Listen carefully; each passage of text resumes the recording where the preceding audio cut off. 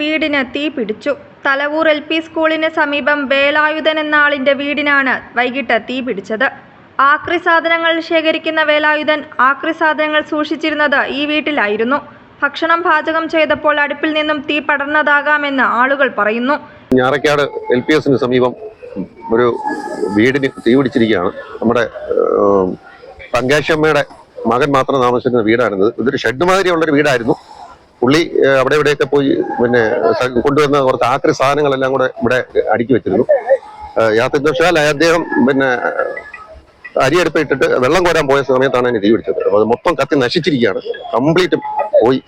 ഫയർഫോഴ്സിനെ വിളിച്ച് ഞങ്ങൾ മൊത്തം അണച്ചു. ഈ പരിവായി ഈ കാണുന്ന രംഗമാണ് ഇവിടെ കാണുന്നത്. മൊത്തം ആരുമില്ല, അദ്ദേഹം മാത്രമാണ് ഇവിടെ താമസിക്കുന്നത്.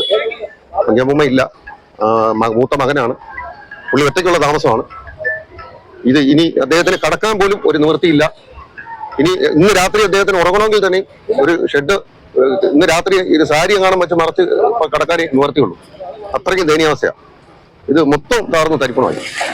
ഏതെങ്കിലും തരത്തിൽ ഇത് കാണുന്നവരുണ്ടെങ്കിൽ, ഒരു വേണ്ടപ്പെട്ടവർ കാണുന്നവരുണ്ടെങ്കിൽ അത് വന്ന് അതിന്റെ ഒരു മുൻകൈ എടുത്ത് തീർച്ചയായിട്ടും എന്താണെന്ന് അതിന്റെ നടപടികൾ നടത്തി കൊടുക്കണമെന്ന് അപേക്ഷിക്കുന്നു. സംഭവ സമയത്ത് വേലായുധൻ വീടിന് പുറത്തായതിനാൽ വൻ അപകടം ഒഴിവായി. പത്തനാപുരം ഫയർ ആൻഡ് റെസ്ക്യൂ സംഘം സ്ഥലത്തെത്തി തീ അണച്ചു. കുന്നിക്കോട് പോലീസ് സംഘം സ്ഥലത്തെത്തി അന്വേഷണം നടത്തി. News bureau, Kunnicode.